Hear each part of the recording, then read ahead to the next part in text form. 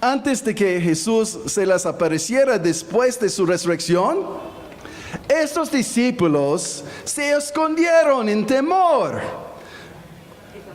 escondidos de las autoridades por temor.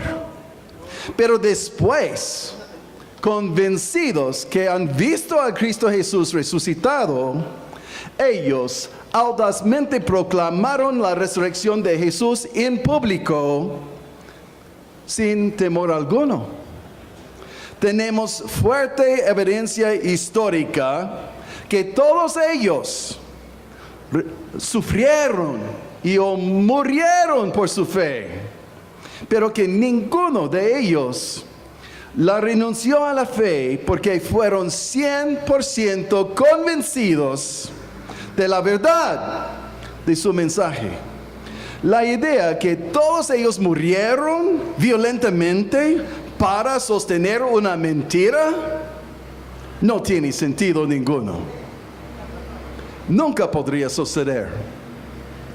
Entonces, en la Biblia tenemos el testimonio ocular. Testimonio ocular de esos mismos discípulos que conocieron al Señor Jesús. Por ejemplo, San Pedro. San Pedro dice en 2 de Pedro 1:16, en la Nueva Traducción Viviente: pues no estábamos inventando cuentos ingeniosos cuando les hablamos de la poderosa venida de nuestro Señor Jesucristo. Nosotros vimos su majestuoso esplendor con nuestros propios ojos. Para negar que estas palabras fueron escritas por Pedro, un escéptico tiene que creer que todo lo que está escrito aquí es un engaño deliberado, una mentira escrita por alguien que enseña que debemos vivir vidas intachables. ¿Eso hace sentido a usted? Puntuación. San Juan, en 1 de Juan 1:1, dice así: les anunciamos que hemos visto y oído. Lo vimos con nuestros propios ojos y lo tocamos con nuestras propias manos. Él, Jesús, es la palabra de vida. Así dijo San Juan, otro testigo ocular. San Pablo, otro famoso, ¿no? Todos han oído de San Pablo. 1 de Corintios 15, versículos 3 a 9. Yo les transmití a ustedes lo más importante. Cristo murió por nuestros pecados. Puntuación. Tal como dicen las Escrituras. Tal como dicen las Escrituras en las profecías del Antiguo Testamento. Fue enterrado y al tercer día fue levantado de los muertos, tal como dicen las Escrituras. Debo mencionar aquí que Pablo se refiere a más que 300 profecías del Antiguo Testamento cumplidas por Jesús, escritas hasta 1500 años antes de la vida de Jesús. Incluso profecías acerca de dónde iba a nacer, cómo iba a morir. Cosas completamente fuera del control de cualquier mero ser humano. Entonces tenemos profecías cumplidas como fuerte evidencia para creer en la Biblia. Siguiendo con lo que dijo Pablo, versículo 6. Lo vieron más de 500 de sus seguidores a la vez después de su resurrección. 8. Por último, como si hubieras nacido en un tiempo que no me correspondía, también yo, Pablo, lo vi a Jesús. Dijo Pablo: tenemos testigos oculares, testimonio por unos hombres de integridad, vidas intachables, diciendo, eso es lo que yo he experimentado personalmente. Una evidencia fuerte. Pero estos no solamente declaraban que fueron testigos oculares de estos eventos, sino que también les aseveraron a sus enemigos que estos eventos fueron públicamente conocidos, innegables, como dice Pedro en Hechos 2:22. Hechos 2:22 de la Nueva Traducción Viviente. Pueblo de Israel, escucha. Dios públicamente aprobó a Jesús de Nazaret al hacer milagros poderosos, maravillas y señales por medio de él, como ustedes bien saben. Eso dijo Pedro a estos que conocieron personalmente a Jesús, pero no creyeron. Y él dijo, mira, ustedes ya saben, estas cosas pasaron, son la verdad. Pablo en Hechos 26, 25 a 26 dice así: Pablo respondió, lo que digo es la pura verdad. Y el rey Agripa, sentado aquí, sabe de estas cosas. Yo hablo con atrevimiento porque estoy seguro de que todos estos acontecimientos le son familiares a él. Pues no se hicieron en un rincón. Estoy diciendo que estos apóstoles al principio declararon públicamente en el tiempo cuando otros vivieron, han visto si estas cosas pasaron o no. Pero ¿quién contestó diciendo, no es la verdad lo que pasó? Nadie. ¿Por qué? No pudieron negar lo que fue públicamente conocido, la verdad. ¿Está usted listo para aceptar que todo esto fue conscientemente una fábula, una falsificación, una mentira deliberada?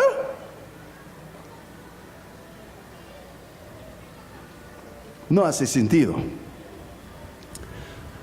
Otra evidencia.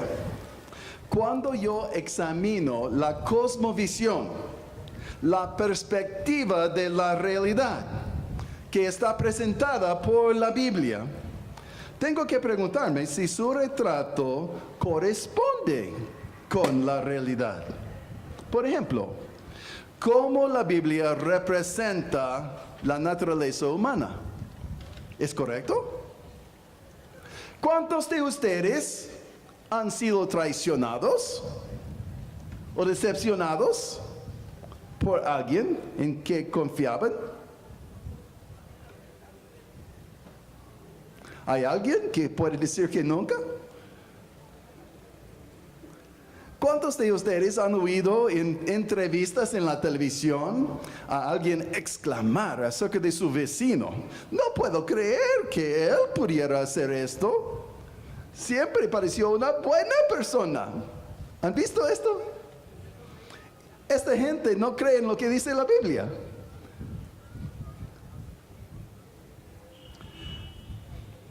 La Biblia dice las cosas como son, en vez de como deseamos que sean.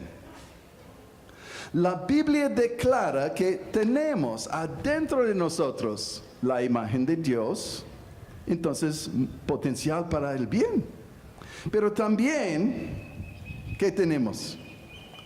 Una tendencia hacia el pecado. ¿Y qué es pecado? Eso simplemente se define como cualquier pensamiento, actitud, palabra o acción en contra de la perfecta voluntad de Dios. Tan sencillo. La Biblia revela el Dios que realmente existe. Un Dios que tiene propósitos más grandes que nuestra comodidad. Más grande de lo que a nosotros parece bien o justo. Más grande que nuestros deseos. El Dios de la Biblia no es Papá Noel. No es un Dios que vamos a inventar. No es un Dios que vamos a inventar. ¿Por qué? Él no es el Dios que queremos, sino es el Dios que honestamente existe. Este Dios de la Biblia permitió que su nación favorecida, los israelitas, sufrieron en esclavitud en Egipto por 400 años. Este Dios permitió que Herodes matara a los niños inocentes en Belén, mientras Jesús y su familia escaparon. Este Dios permite hoy en día que muchos sufran injusticia. La Biblia es honesta. La Biblia habla de los fracasos de sus héroes. También muestra que los buenos no siempre reciben su recompensa durante esta vida. La Biblia nos revela el Dios que verdaderamente existe y nos presenta su buen plan para nuestra salvación eterna. No hay duda ninguna acerca de la existencia de Jesús de Nazaret o su crucifixión por los romanos.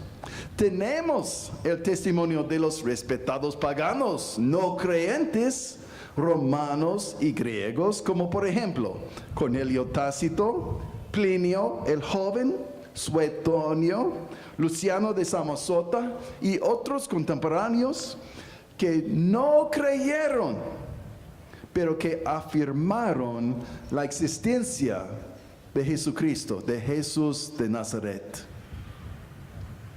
Verdaderamente vivió Jesús. Es un hecho histórico que la iglesia cristiana no existió antes del primer siglo después de Cristo. Pero tenemos abundante testimonio de su existencia precisamente cuando el Nuevo Testamento asevera que surgió exactamente como se describe la Biblia. Aún nuestro calendario es basado en la impactante vida destacada de Jesús de Nazaret.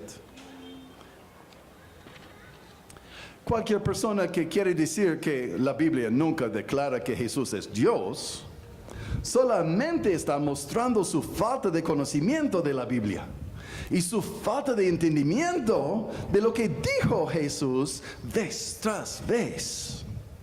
Aquí, con el tiempo corto, debo mencionar claramente que la traducción de los testigos de Jehová, llamada la traducción Nuevo Mundo, no es una traducción, sino una tergiversación que cambia lo que dice la Biblia para apoyar sus enseñanzas falsas acerca de la identidad de Jesucristo y acerca de su divinidad como Dios desde la eternidad pasada. Jesús no comenzó su existencia en el vientre de María, sino el divino Jesús siempre existió como Hijo de Dios, el segundo miembro de la Trinidad, como afirma claramente en sus documentos de las creencias de la Iglesia Católica Romana. Jesús siempre existió como segundo miembro de la Trinidad, Hijo de Dios, Padre, Hijo, Espíritu Santo. ¿Cree eso todos los católicos romanos? Todos evangélicos. Por esta breve charla, con el tiempo corto, solamente voy a mencionar que, mira, Jesús aceptó adoración, aprobó adoración, aún fomentó adoración como Dios. Adoración de Él como Dios. Mientras toda otra persona humana en toda la Biblia, toda otra persona excepto Jesús, rechaza adoración. Ningún ser humano debe ser adorado. Delante del concilio, antes de su crucifixión, Jesús se declaró Hijo de Dios y también hizo referencia a unas profecías del Antiguo Testamento en Daniel 7, 13 y 14 y Salmos 110, versículo 1, que hablaban directamente de la divinidad del Mesías, que el Mesías, el ungido, elegido, es divino, es Dios en la carne, caminando con nosotros, Emmanuel, Dios con nosotros. Y este título, Hijo del Hombre, es un título mesiánico que habla de la divinidad. Un solo Hijo del Hombre es un específico título. No dice que solamente es hombre. Otra cosa. La resurrección de Jesús es uno de los eventos mejor atestados en toda la historia de la raza humana. Podría hablar mucho más que una hora solamente apuntando las evidencias a favor de la resurrección de Jesucristo. Pero con este tiempo corto, ¿por qué no mostraron los enemigos de Jesús su cuerpo muerto? Cuando los discípulos empezaron a anunciar en el mismo Jerusalén donde murió, que Jesús fue vivo. Porque el cuerpo no estaba. Resucitó. ¿Jesús vive? Amén. Como en Hechos 4, 12 a 16, ellos no pudieron negar los hechos. En el versículo 12 de Hechos 4, San Pedro, hablando acerca de Jesús, dice así: en ningún otro excepto Jesús hay salvación. En ningún otro excepto Jesús hay salvación. Dios no ha dado ningún otro nombre bajo el cielo mediante el cual podamos ser salvos. Solamente por Jesús. Siguiendo en versículo 13, los miembros del concilio quedaron asombrados cuando vieron el valor de Pedro y de Juan, porque veían que eran hombres comunes, sin ninguna preparación especial en las Escrituras. También los identificaron como hombres que habían estado con Jesús. Versículo 14. Sin embargo, dado que podían ver allí de pie entre ellos al hombre que había sido sanado, no hubo nada que ellos pudieran decir. Nada. Así que les ordenaron a Pedro y a Juan que salieron de la sala del concilio y consultaron entre ellos. ¿Qué debemos hacer con estos hombres?, se preguntaban unos a otros. No podemos negar que han hecho una señal milagrosa y todos en Jerusalén ya lo saben. Todos ya lo saben. Podríamos conversar unas horas más acerca de todas las evidencias para una fiel transmisión del texto bíblico, para la certidumbre que tenemos de lo que dijo el texto original y de cómo podemos estar seguros que la Biblia fue escrita como se declara y no como los escépticos dicen, simplemente porque ellos no quieren aceptar la posibilidad de milagros que no pueden explicar, o incluso la inspiración de las Escrituras por Dios mismo. Solamente por el tiempo voy a mencionar unos breves detalles para apoyar la transmisión exacto del texto bíblico. Sabemos mucho de las técnicas minuciosas de los escribas masoréticos para asegurar que el texto bíblico del Antiguo Testamento nos llegó a nosotros fielmente transmitido. Su extremo perfeccionismo en copiar exactamente el texto bíblico ha sido validado. ¿Cómo? Por el descubrimiento 1947 de los rollos de Mar Muerto, que fueron aproximadamente 1000 años más viejo que cualquier copia que teníamos antes de esta fecha. Cuando los eruditos los examinaron a los rollos de Mar Muerto, precisamente se encontraron que no existe cambios significativos. El texto no cambió en 1000 años.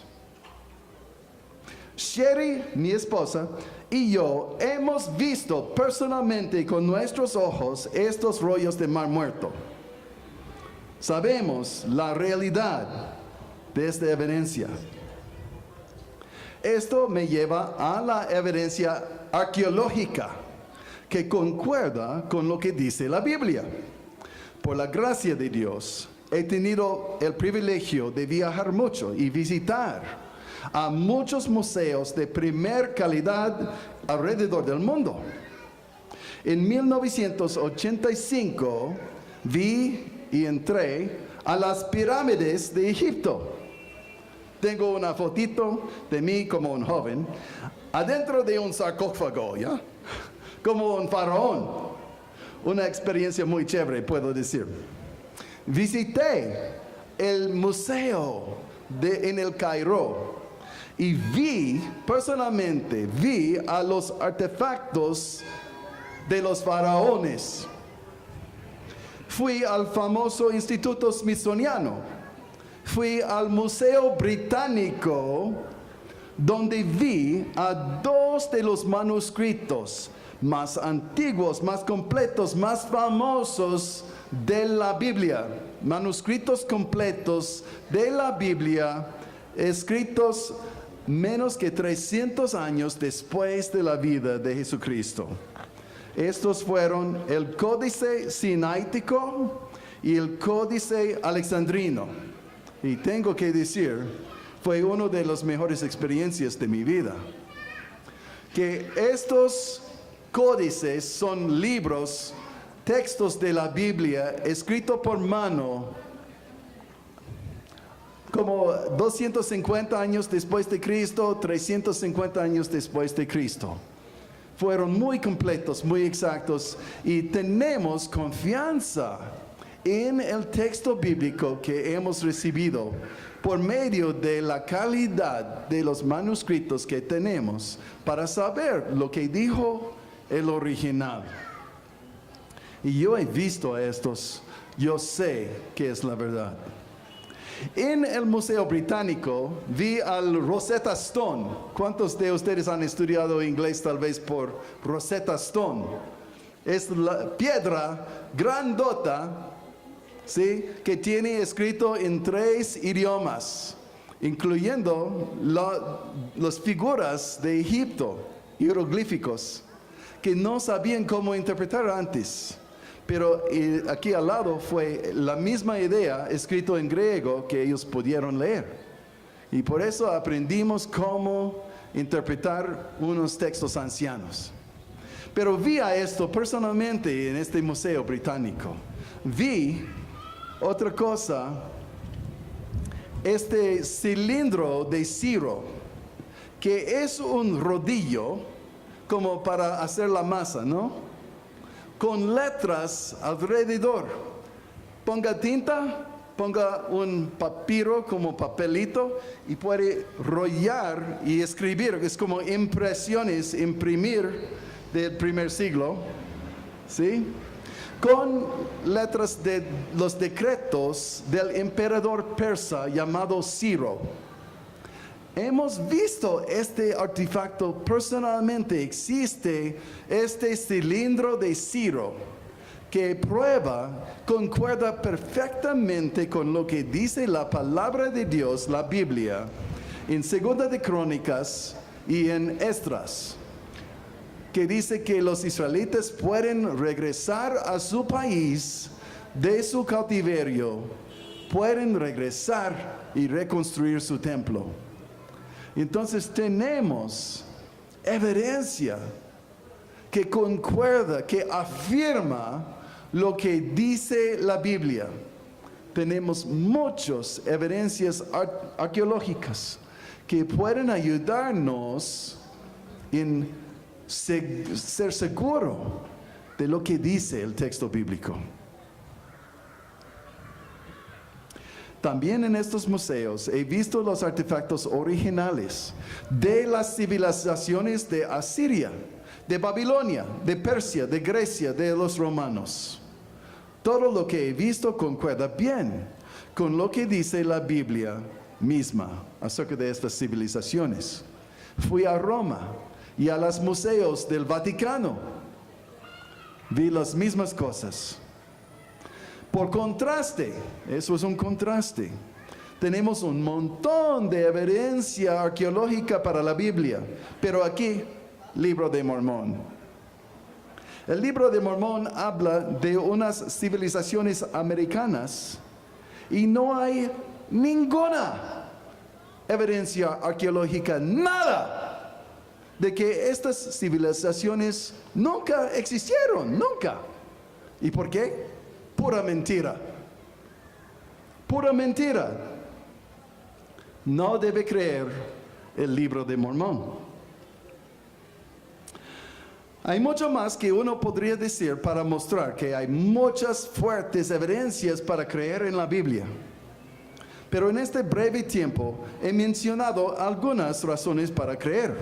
El cambio en las vidas de los discípulos de Jesús, el testimonio de testigos oculares, su absoluta convicción de que eso es verdadero, que Jesús resucitó de entre los muertos, que los oponentes no pudieron negar, no pudieron mostrar el cadáver de Jesús, porque ya está vivo.